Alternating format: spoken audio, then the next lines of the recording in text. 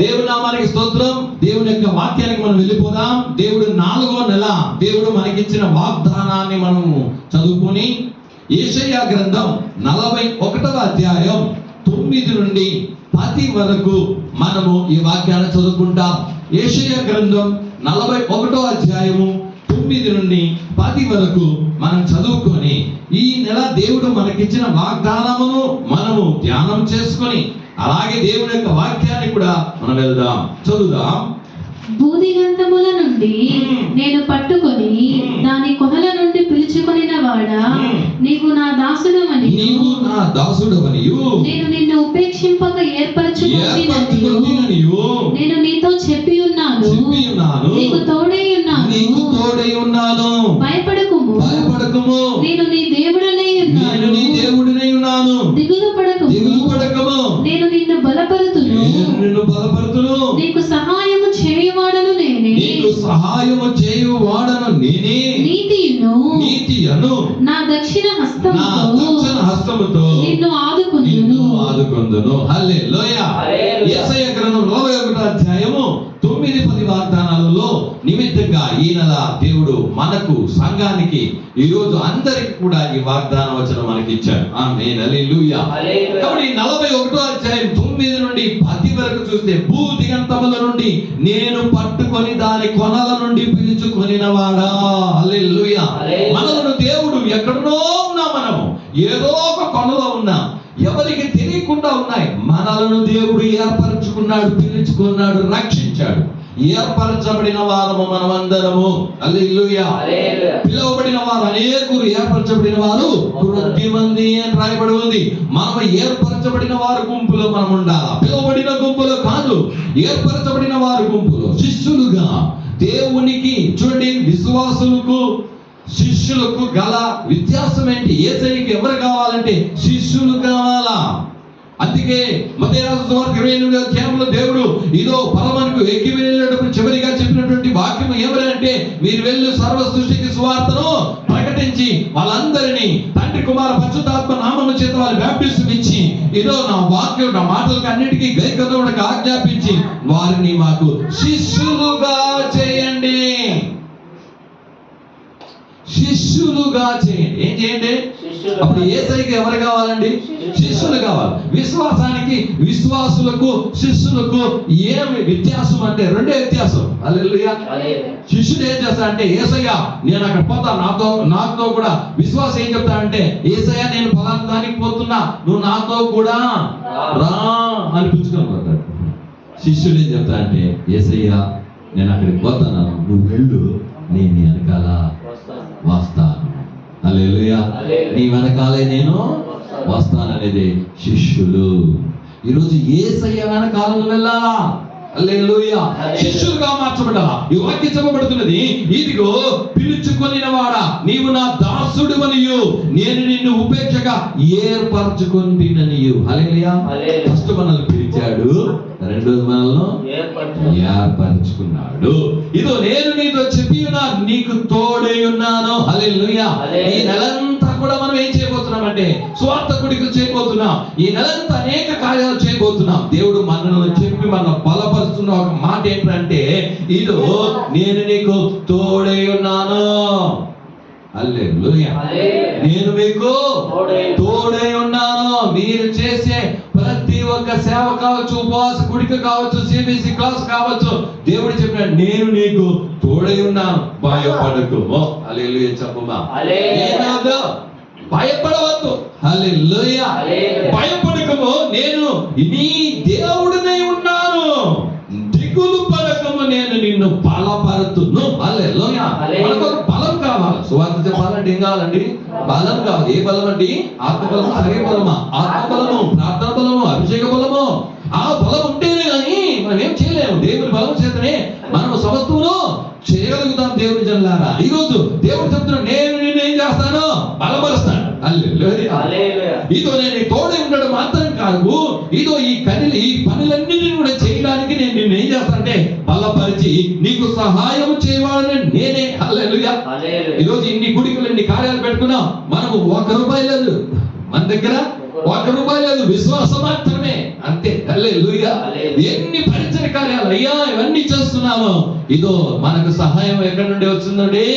కీర్తన గ్రంథంలో మనం చూసినట్టయితే 121:1-2 చూసినట్టయితే ఆకాశం భూమిని సృష్టించినదా యెహోవా వలన మనకు సహాయం దొరుకుతుంది. మనకు సహాయం చేసేది ఎవడు? దేవుడే. ఎంతవరకు మనకు సహాయం చేస్తున్నది ఎవరు? ఫారిన్ డబ్బులా లేదా ఇంకొకరా? నో. హల్లెలూయా. ఈ పరిచర్య మనం ప్రారంభించినప్పటి నుండి, ఈ ఆలయం మనం కట్టుకున్నప్పటి నుండి మనకు సహాయం చేస్తున్నది ఎవరంటే దేవాది దేవుడే. హల్లెలూయా. ప్రతి సంవత్సరము, ప్రతి రోజు, ప్రతి అవసరతలో, ప్రతి కార్యాలకు మనం దేవుని దగ్గరే సహాయం అడుగుతాం. దేవా నువ్వే మాకు సహాయం చేయాలా? ఇక చెప్తా, నేనే నీకు సహాయం చేస్తాను. హల్లెలూయా. కాబట్టి దేవుడు ఈ వాగ్దానం వచనము 1వ తారీఖే చేశాడు. హల్లెలూయా. ప్రభువా 31వ తారీఖు ఉదయాన్నే లేచి నేను ప్రార్థన చేస్తున్నాను, యేసయ్యా ఈ నెల మాకేం వాగ్దానం ఇస్తావు? ఇన్ని కార్యాలు ఈ నెలలో ఉన్నాయి యేసయ్యా, మేము ఇవన్నీ చేసి ముగించాలి యేసయ్యా, నేను ఏం వాగ్దానం ఇవ్వబోతున్నా అంటే ఈ యేసయ్య 41:9-10 నాకు ఇచ్చాడు. ఆమె దేవుడు మనకు సహాయకుడు. హల్లెలూయా. ఈ నెలలో మీకందరికి కూడా దేవుడు ఏం చేస్తాడండి? సహాయం చేసేది ఆయనే. ఏమి? నీకెవ్వరు సహాయం చేయరు. నువ్వు ఇంకొకరు మనుషుల మీద సహాయం చేస్తావని అనుకుంటున్నావా? మనుషుల మూలంగా చేస్తాడు. నువ్వు మనుషులను నమ్ముకోవక, మనుషులు నమ్ముకున్నకంటే యెహోవా యందు నమ్మిక ఉంచడం మేలు, రాజును నమ్ముకున్నకంటే యెహోవా యందు ఆశ్రయించడం మేలని దేవుడు బైబిల్లో చెప్పబడింది. దేవుణ్ణి నమ్ముకో, ఆయన నీకు ఆశ. చూడండి, నీతి అను నా దక్షిణ హస్తముతో నిన్ను ఆదుకుంది. ఇదే వాక్యం. దీన్నే మనం ధ్యానం చేయబోతాం. నీతి అను నా దక్షిణ హస్తముతో నిన్ను ఆదుకొందును. అప్పుడు ఆయన చెయ్యి ఎలాంటి చెయ్యి? హల్లెలూయా. ఆయన చెయ్యి గురించి మనం పోయిన సంవత్సరం అంతా మనం ధ్యానం చేశాం. హల్లెలూయా. అవునా? అయినా అవ్వలేదు. అన్ని కార్యాలు దేవుడు మనకి ఇచ్చినటువంటి వాగ్దానంలో దేవుడు ఇచ్చాడు. ఇక్కడ కూర్చోండి, నీతి అను నా దక్షిణ హస్తము. హల్లెలూయా. ఆయన చెయ్యి నీతి గల చెయ్యి. హల్లెలూయా.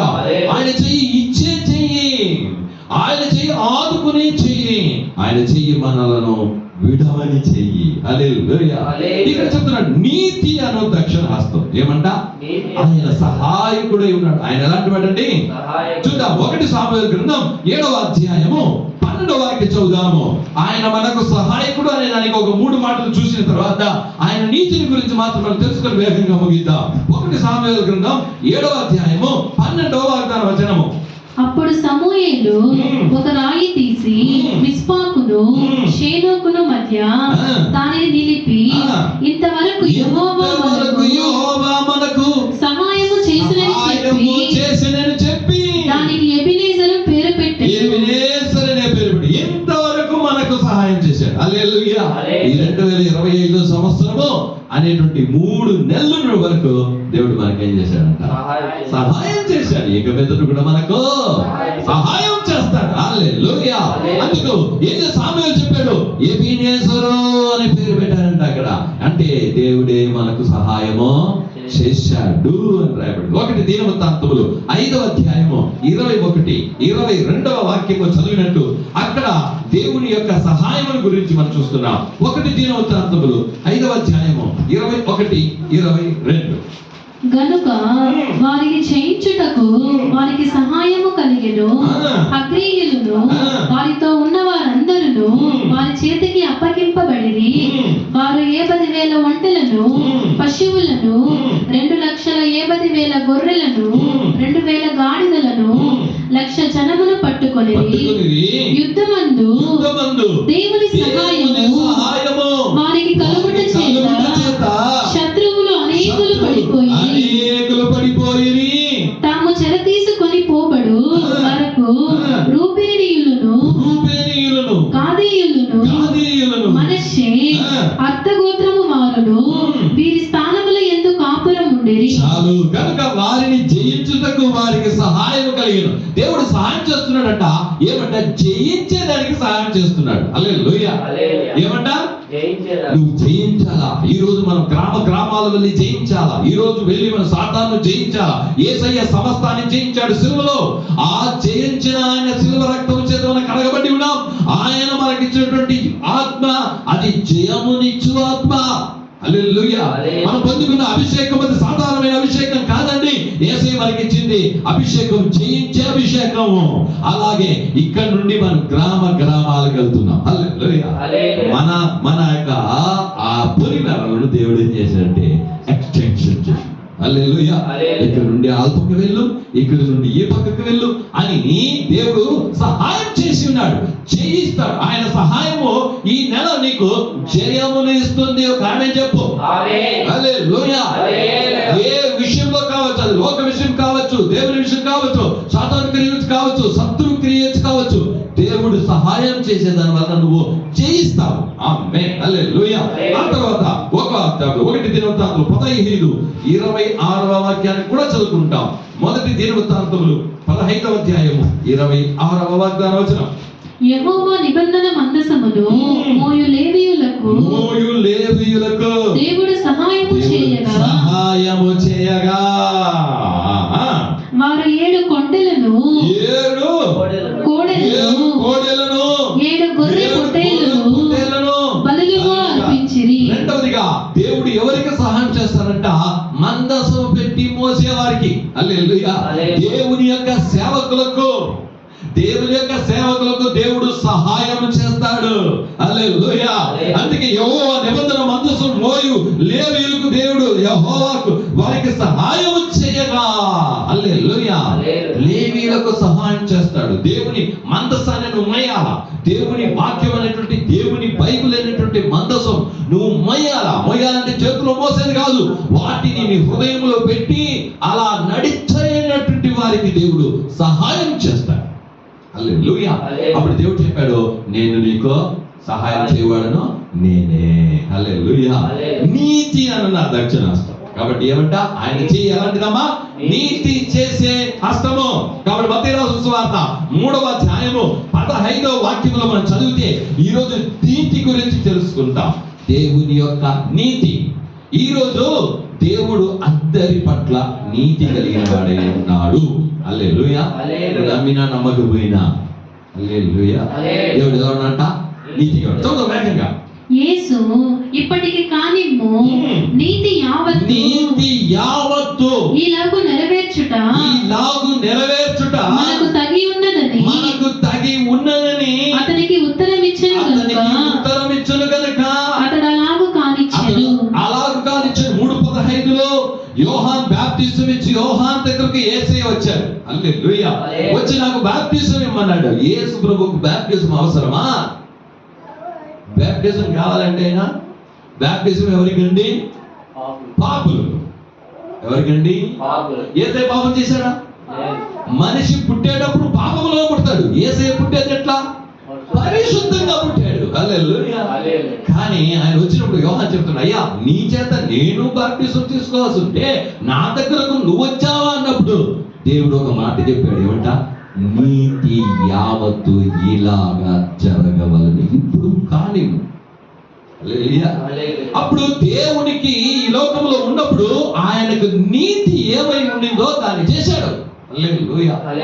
ఆయన నీతి ప్రకారం ఏం చేశాడు? బాప్టిజం తీసుకోవాలని బాప్టిజం తీసుకున్నాడు. ఒకవేళ ఆయన కానీ నేనెందుకు బాప్టిజం తీసుకుని, నేను పాపిని కాదు కదా, నేను పాపిగా పుట్టలేదు కదా, నేను పాపిని ఏం చేయలేదు కదా అని బాప్టిజం తీసుకోకపోతే ఈ రోజు ఎవరు బాప్టిజం తీసుకుంటారు?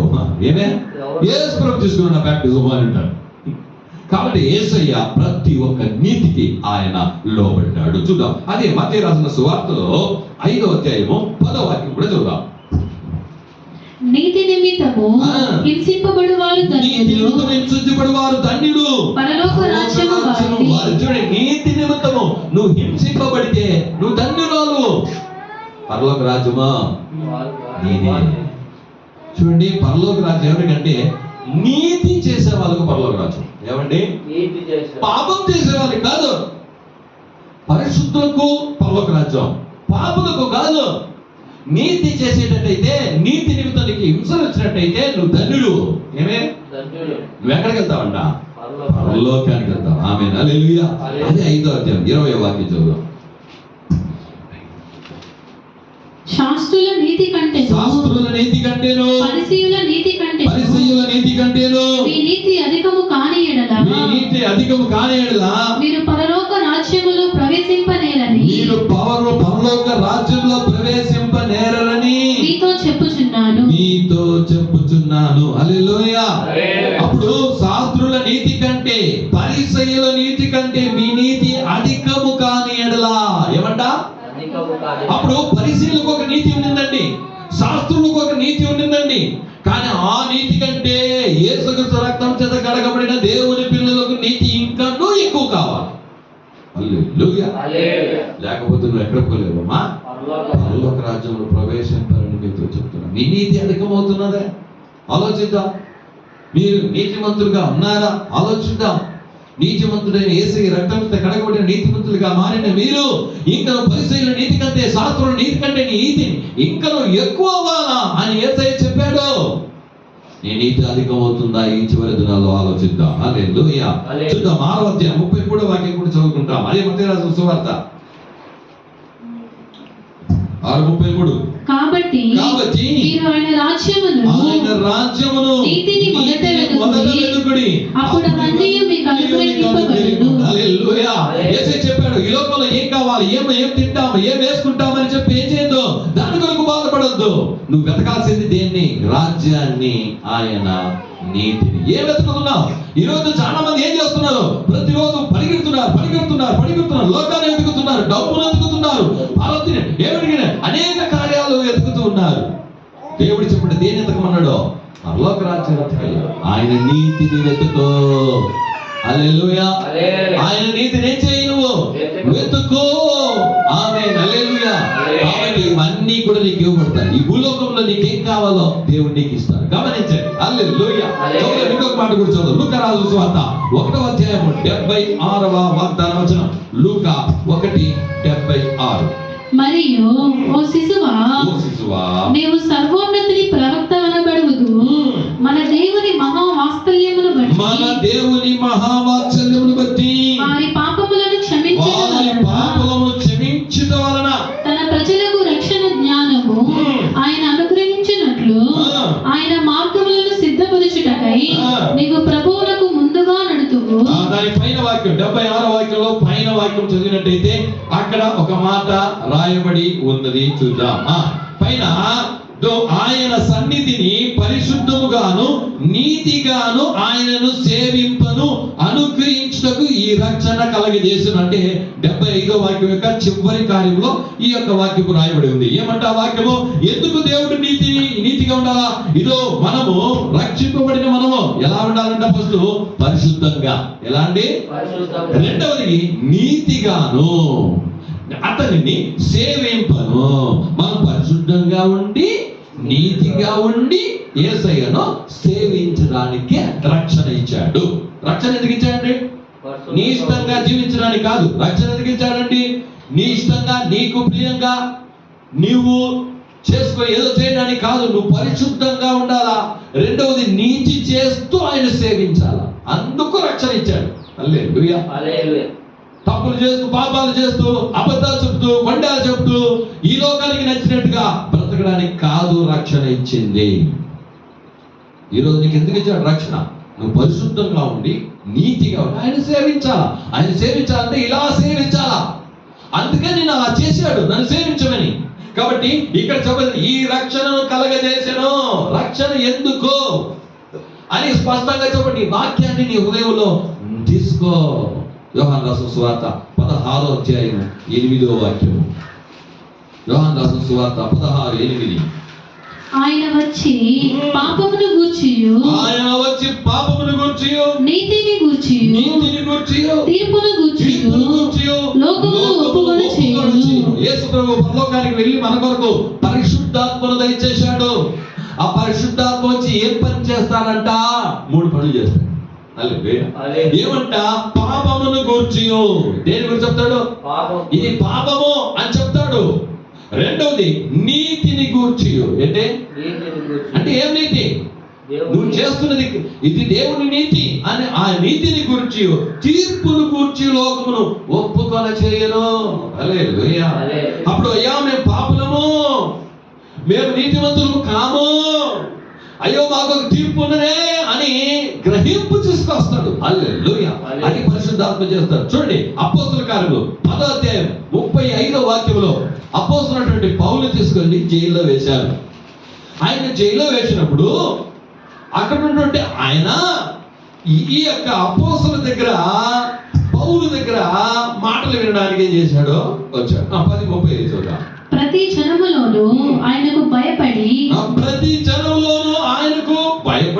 నీతిగా నడుచుకొను వారిని ఆయన అంగీకరించును. చూడండి 10:35 ఏం చెప్తుందంటే ఎవరిని దేవుడు అంగీకరిస్తాడు. హల్లెలూయా. కొంతమందికి ఆరోగ్యమైన ఉపదేశాలు అవసరం లేదు. ఆరోగ్యమైన ఉపదేశాలు దేవుని మాట వద్దు. వాళ్ళకి ఏ మాట కావాలంటే నువ్వు ఆశీర్వాదకరంగా ఉంటావు, నువ్వు అద్భుతము, నువ్వు ఎట్టయిపోతావు, నీ ఇట్టయిపోతావు, ఇట్లాంటి మాటలే వాళ్ళకి ఇష్టం. హల్లెలూయా. ఇక్కడ చెప్తుంది దేవుడు నిన్ను అంగీకరిస్తాడా? ఏమే ఎవరు అంగీకరిస్తారని బైబిల్ చెప్తుంది. ప్రతి జనములోను ఆయనకు భయపడి, ఎవరికి భయపడాలి? నువ్వు నీతిగా నడుచుకొని వారిని ఆయన అంగీకరిస్తాడు. ఎవరిని అంగీకరిస్తాడు? ఎవరంటే వారిని అంగీకరించడు.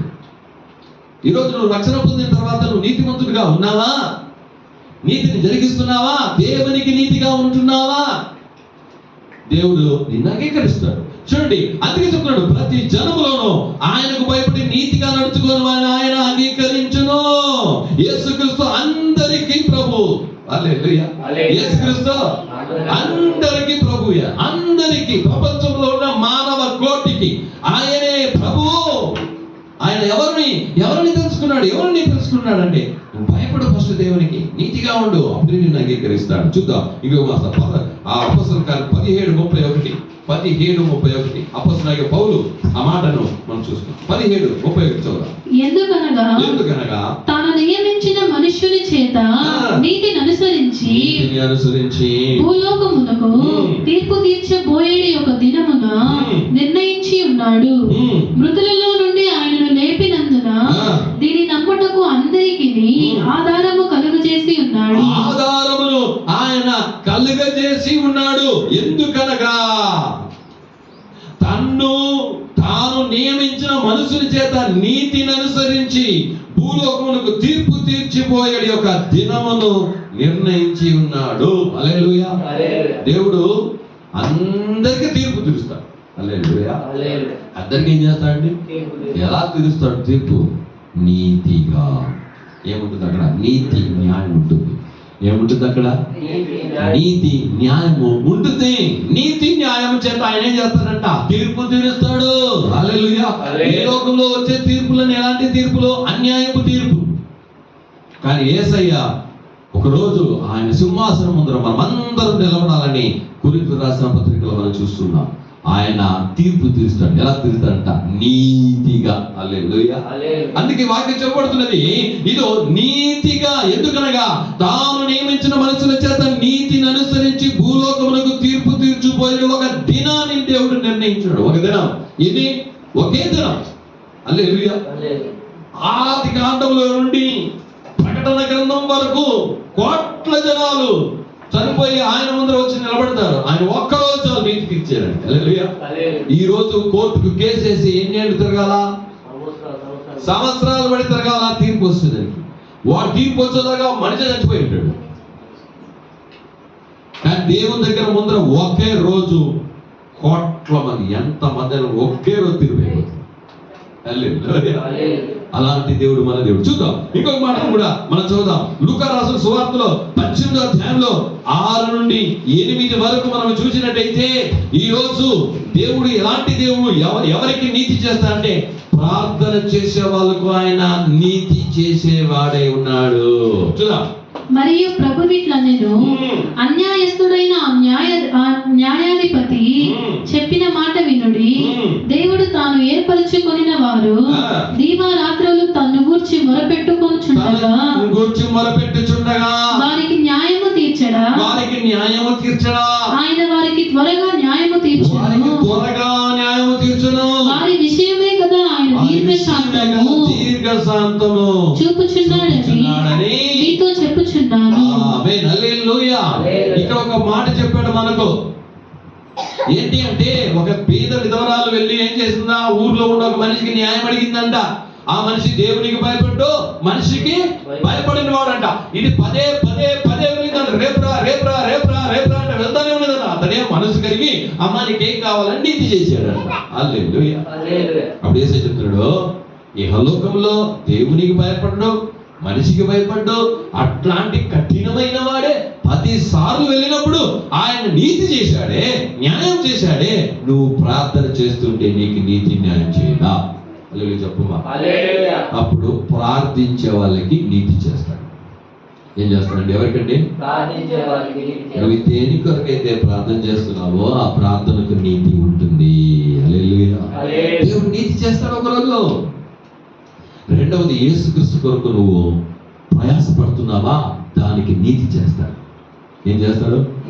దేవుని నిమిత్తం అవమానపడుతున్నావా, దానికి తగిన నీతి చేస్తాడు యేసయ్య. హల్లెలూయా. నువ్వు దేవుని నిమిత్తం, పరిచర్య నిమిత్తం ఏమేమి చేసినా, నువ్వు చేసిన ప్రార్థనకు దేవుడు నీతి చూపిస్తాడు. నువ్వు పడిన ప్రయాసానికి నీతి చూపిస్తాడు. నువ్వు దేవుని నిమిత్తం నష్టపోతే నీకు నీతి చూపిస్తాడు. హల్లెలూయా. కాబట్టి భయపడవద్దు, ఆయన నీతిమంతుడైన న్యాయాధిపతి. ఏమి?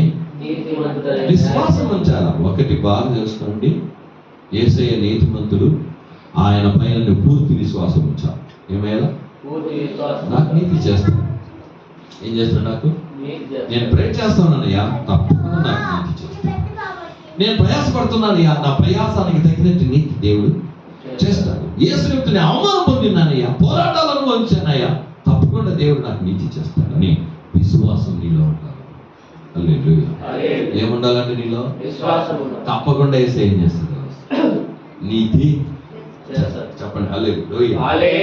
రోమీయులకు రాసిన పత్రిక 1వ అధ్యాయము 17వ వచనము చూడండి. నీతిని గురించి మనం చూస్తున్నాము. చూద్దాం. ఎందుకనినా నీతిమంతుడు విశ్వాస మూలముగా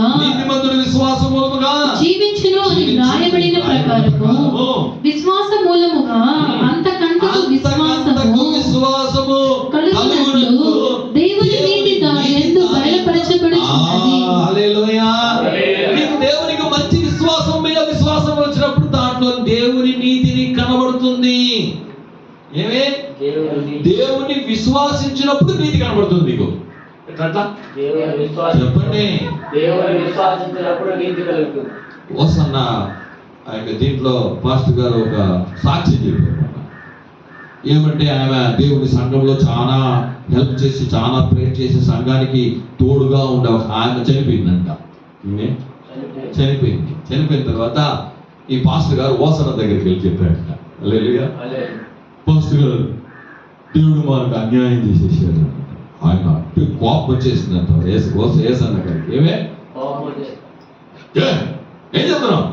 దేవుడు ఎవరికి అన్యాయము ఏమన్నవాడు? చెప్పండి. దేవుడు ఎవ్వరికి అనీతి చేయడు. ఏం చేయడు? ఆయన ఎవరు? నీతి తప్పడు. ఏమే? న్యాయాన్ని తప్పడు. ఆయన అందరికి నీతి న్యాయం చేస్తాడండి. హల్లెలూయా. నువ్వు దేవుని అక్కడ విశ్వాసించినట్టయితే ఎందుకు ఇది జరిగిందో నీకు అర్థమవుతుంది. ఏమంట? ఎందుకు ఇలా జరిగిందో నీకేమవుతుంది? అందుకే నేను ఒక మాటను మీ హృదయంలో ప్రింట్ చేయమంటాను. యోబు 34:10. చెప్పండి. యోబు 34:10 చెప్పండి. యోబు 34:10 ఏముంది చెప్పండి. ఆ వాక్యాన్ని నీ హృదయంలో ఏం చేయంట? ఒక బండ ఉంటే ఆ బండలో చెక్కి సీసాన్ని పోసినట్టు దీన్ని నీ హృదయంలో అట్ట నాటు. చదువు. విజ్ఞానము గల మనుషులారా, విజ్ఞానము గల మనుషులారా, నా మాట ఆలకించుడి. దేవుడు అన్యాయము చేయుట అసంభవము. ఏమంట? అసంభవం అంటే ఏమర్థం? చేయలేదు, చెయ్యడు, చెయ్యబోడు. ఏ మనుషునికి కూడా అన్యాయం చేయడయ్యా ఆయన. హల్లెలూయా. చదివేసామా? సర్వశక్తుడు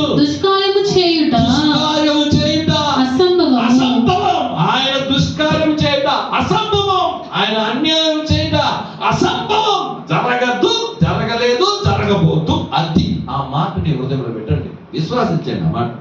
హల్లెలూయా. నీకు అన్యాయం చేస్తారా? చేసేసారా? నువ్వు దేవుని మీద నమ్మకం ఉంచి ఉన్నావా? ఈ మాటని ఎంత మాత్రం విశ్వాసిస్తున్నావు? యోబు చెప్తున్నాడు, ఏప్పుడు ఉన్నప్పుడు చెప్పలే ఆ మాట. ఏమండి? అంతా పోయింది. ఏమే నమ్మకం అని ఒక కార్యం మీద ఒకటి కూడా లేదు. బాగా ఆయన ఏమైపోయింది, అందరూ పిల్లలు 10 మంది పిల్లలు చనిపోయి ఆవులు మేకలు గొర్రెలు అన్ని ముడిచినాయి. ఇతనికి వ్యాధి వచ్చేసింది. అతనికి నమ్మకం అనేది ఇంత కూడా పరిస్థితి చూస్తే ఇంత నమ్మకం వచ్చే విధంగా లేదు. కానీ ఆయన చెప్పే మాటలు ఎలా ఉందంట. అప్పుడు చెప్తున్నాడు, దేవుడు నీకు అన్యాయం చేశాడయ్యా, ఏమయ్యా నువ్వు ఎత్తున్నావు, ఇంత బాగున్నావు, ఎట్ట చేశావే అంటే అప్పుడు చెప్తున్నాడు, no no no no no no, ఆ మాట ఒప్పుకోను. హల్లెలూయా. ఆయన వచ్చిందంటే నేను ఏదో పాపం చేస్తుంటా, ఏదో తప్పు చేస్తుంటా, నేను అనుకుంటా ఏమో, అదే దేవుడు మాత్రం అన్యాయం చేయక సంభవం. ఇది కావాలి ఈరోజు ఆ మాట చెప్తావా? ఈరోజు అన్ని ఉన్నా కూడా దేవుడు నమ్మనంటాడు. ఏమే అన్నీ పోయినా ఫ్రెండ్స్ వచ్చి చెప్తున్నారు, దేవుడు నీకు అన్యాయం చేశాడయ్యా, ఇటు చేసేసాడే, అన్ని పుడిచిందే, వ్యాధి వచ్చేసిందే, నీకు దేవుడు అన్యాయం చేశాడు. ఈరోజు చాలా మంది చెప్పే ఒక మాట ఏంటంటే దేవుడు అన్యాయం చేశాడు, దేవుడు అన్యాయం చేశాడు. దేవుడు అన్యాయం చేయడు. హల్లెలూయా.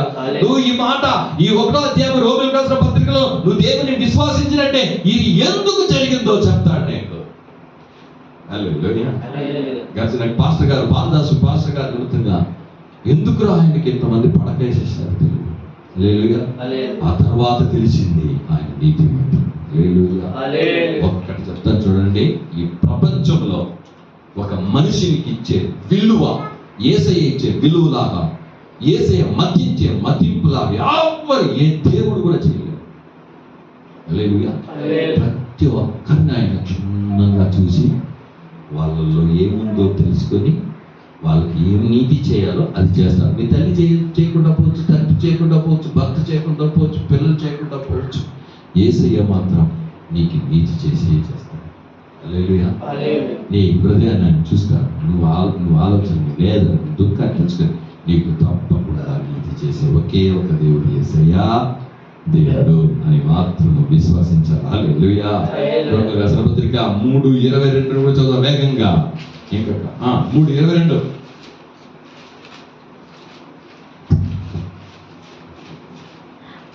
అది యేసుక్రీస్తు నందలి విశ్వాస మూలనదని, అది యేసుక్రీస్తు యందలి విశ్వాస మూలమైనది నమ్మువారు అందరికీ కలుగు దేవుని నీతి అయి ఉన్నది.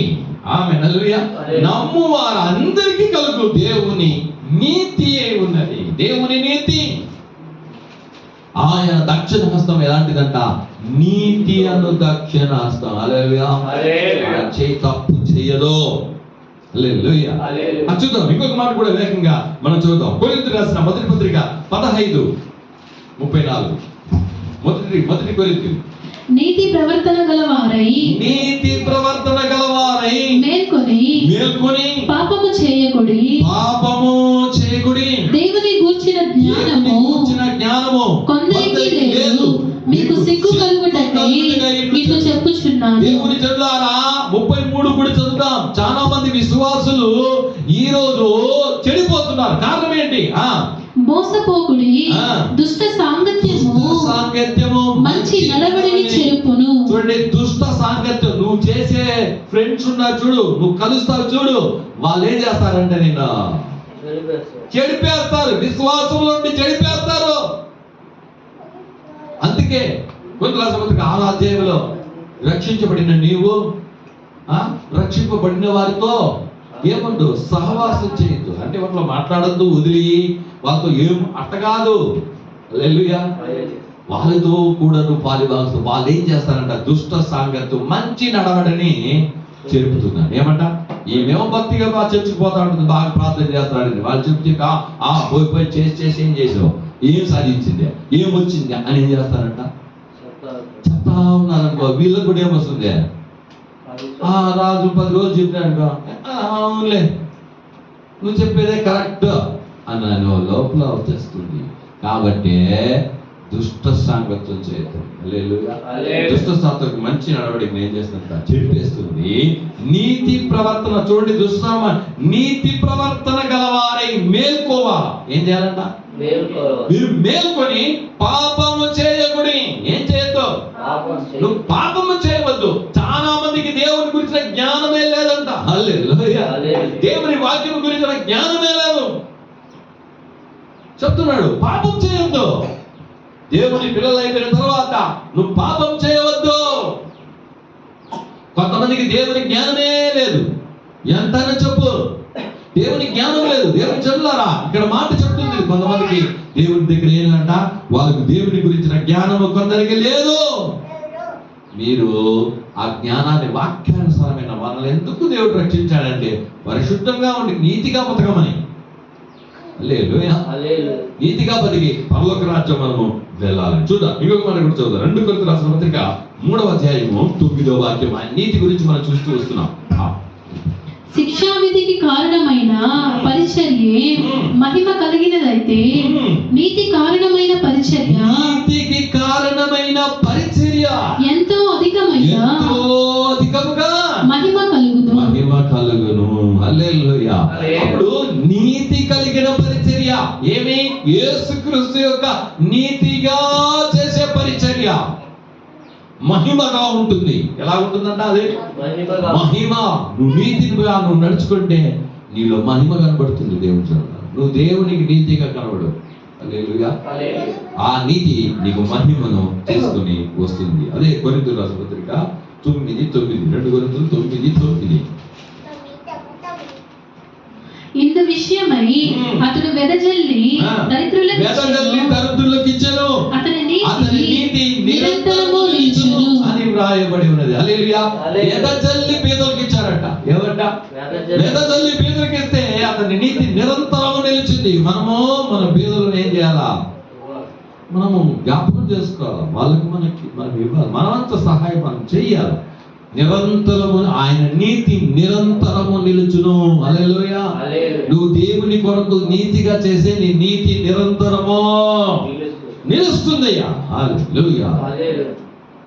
కాబట్టి గడిచిన వారంలో పాస్టర్ గారు క్రీస్తులను నిద్రించారు. అక్కడ దేవుని యొక్క మాటలు నేను పంచుకున్నాను. 24 మాటలు పంచుకున్నాను నేను. దేవుని జనులారా, దేవుడు అందరికీ నీతి చేశాడు. హల్లెలూయా. వాళ్ళ పరిచర్య స్టార్ట్ అయింది చిన్న గుడిసెలో. ఏమి? ప్రారంభం అల్పమైన ముగింపు సంపూర్ణ. హల్లెలూయా. నువ్వు దేవుని పరిచర్య చేస్తే, నీతిగా నువ్వు చేస్తే ఎన్నో పోరాటాలు ఆటంగా ఆయువు సాధారణమైన విషయం కాదు. కానీ నీ ముగింపు ఎలా ఉంటుందంటే హల్లెలూయా. ఇది కావాలంటే మనకు నీ ముగింపు ఎలా ఉంటుంది? ఆమేన్.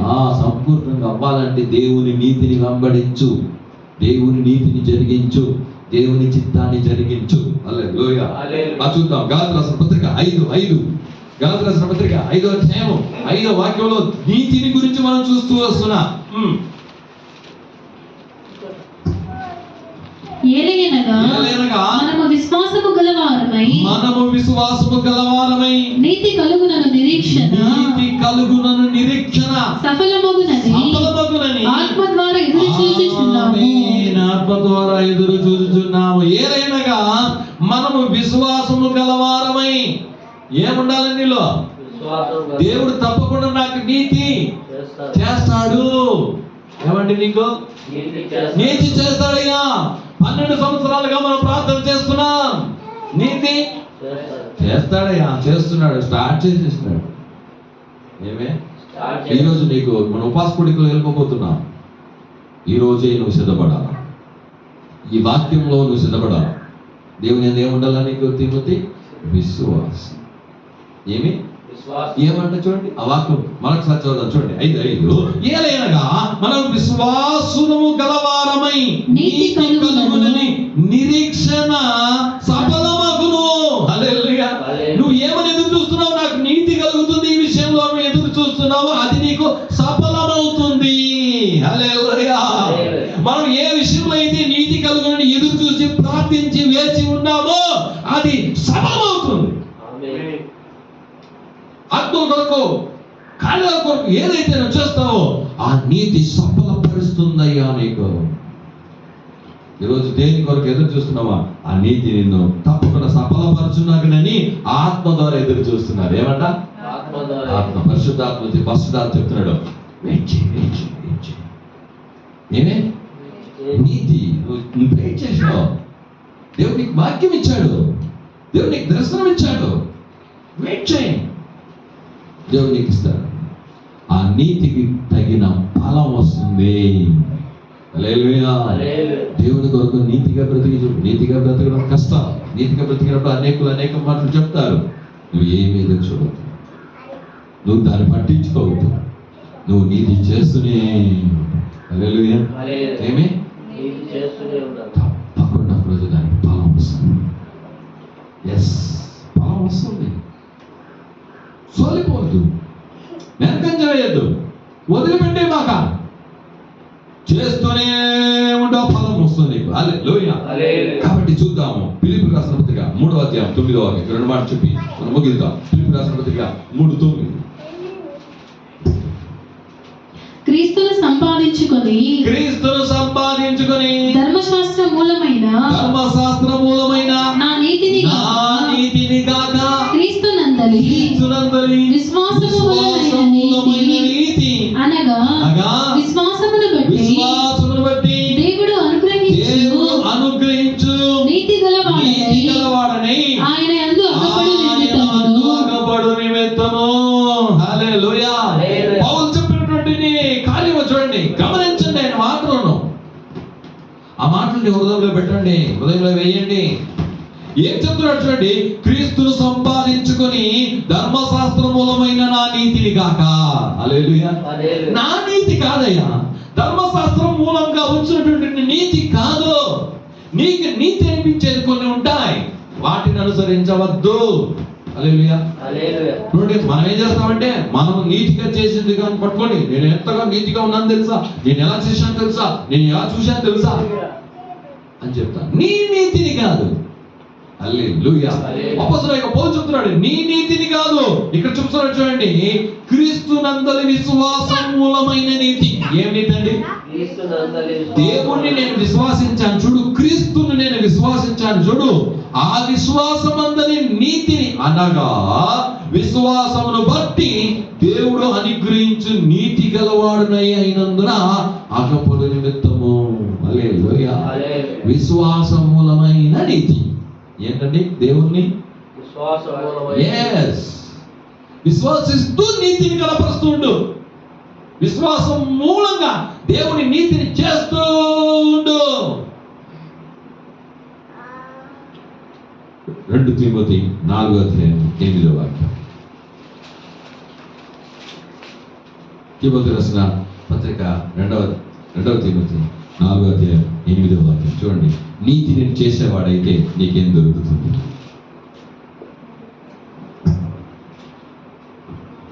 4:8. 2 తిమోతి 4:8. ఇక మీదట నా కొరకు నీతి కిరీటం ఉంచబడి ఉన్నది. ఆ దినమందు నీతిగల న్యాయాధిపతి అయిన ప్రభువు అది నాకు మాత్రమే కాకుండా తన ప్రత్యక్షతను అపేక్షించు వారందరికీ అనుగ్రహించును.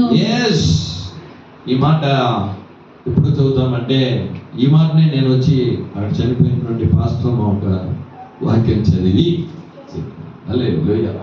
ఏమంటే చూడండి, 7వ వాక్యము కూడా, మంచి పోరాటము పోరాడి తిని నా పరుగు కడముట్టించి తిని విశ్వాసమును కాపాడుకొంటిని. ఏం కాపాడుకోవాలండి మీరు?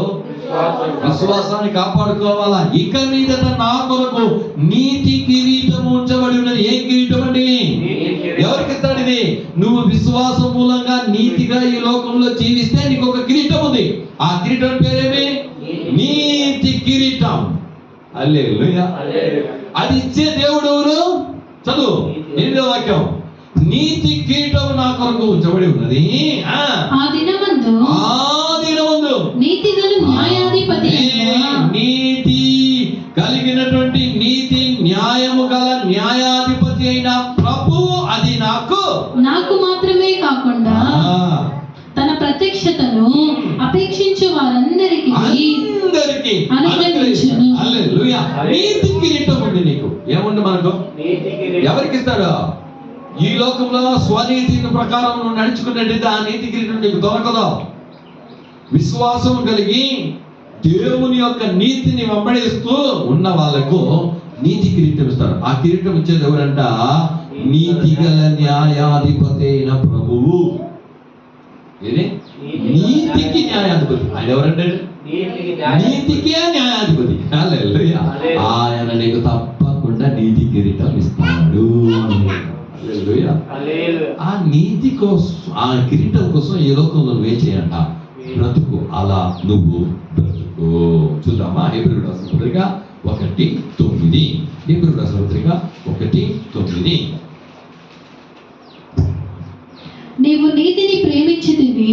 ఆ దేవుడు ఎలాంటి దేవుడు అంటే చూడండి, ఆయన నీతిని ప్రేమించే దేవుడు. దుర్నీతిని ద్వేషించితివి.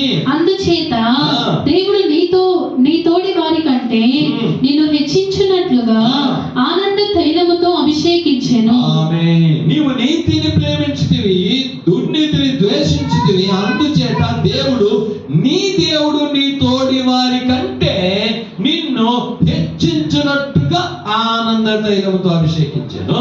హల్లెలూయా. నువ్వు నీతిగా దేవునికి కనబరుచుకుంటే నీతో ఉన్న వాళ్ళకంటే నిన్ను దేవుడు హెచ్చిస్తాడు. ఏం చేస్తాడు దేవుడు? ఎస్, నిశ్చయం.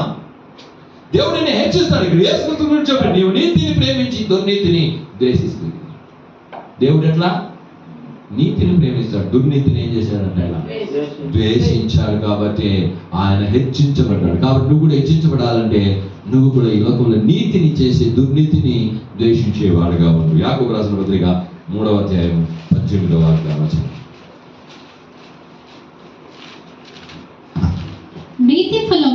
నీతి ఫలము సమాధానము చేయువారికి సమాధానమందు విత్తబడును. హల్లెలూయా. నీతి ఫలము సమాధానము చేయువారికి సమాధానమందు విత్తబడును. హల్లెలూయా. నీతి చేసే వాళ్ళకి సమాధానము నిమిత్తంగా విత్తబడును. హల్లెలూయా. సమాధానం చేయ వారికి సమాధానం విత్తబడుతుంది. హల్లెలూయా. నువ్వు ఏది విత్తుతావో దాన్ని కోస్తావు. గలాతీ. నువ్వు నీతిని విత్తావా, సమాధానం అనే పంట కోస్తావు. మంచి ఫలం అనే కోత కోస్తావు. హల్లెలూయా. అందుకే యేసయ్య చెప్పాడు, ఆయన చెయ్యి ఎలాంటి చెయ్యంట. చూద్దాం. యేసయ్య 41:9-10 చదివేసి మన ప్రార్థనకి వెళ్ళిపోదాం. చూద్దాము. ఆ 41:9లో భూదిగంతముల నుండి నేను పట్టుకొని దాని కొనల నుండి పిలుచుకొనిన వాడా, నీవు నా దాసుడవనియు నేను నిన్ను ఉపేక్షింపక ఏర్పరచుకుంటున్ననియు నేను నీతో చెప్పి ఉన్నాను. నీకు తోడై ఉన్నాను, భయపడకము. నేను నీ దేవుడినై ఉన్నాను, దిగులు పడకము. నేను నిన్ను బలపరుతును, నీకు సహాయము చేయవాడును నేనే. నీతి అని నా దక్షిణాస్త్రంతో నిన్ను ఆదుకొందును. నీతి అని దక్షిణాస్త్రంతో ఏం చేస్తాడంట? దేవుని జనులారా, మనమందరూ మోకరిద్దాం. దేవుని యొక్క పల్ల ఆరాధన కూడా. నీతిమంతుడు నీ కొరకు నా కొరకు ఏం చేశాడు? సిలువలో ఆయన కొట్టబడ్డాడు. ఆయన రక్తం ఆ నీతిమంతుని జోలికి పోవద్దు. పిలాతు భార్య ఏం చెప్పిందంట? ఆ నీతిమంతుని జోలికో పోవద్దయ్యా, ఆయన నీతిమంతుడు. పౌలు వచ్చి ఆ ప్రసంగం చేసినప్పుడు, ఆ నీతిని గురించి చెప్పినప్పుడు అతను భయపడ్డాడు. దేవుడు ఎంత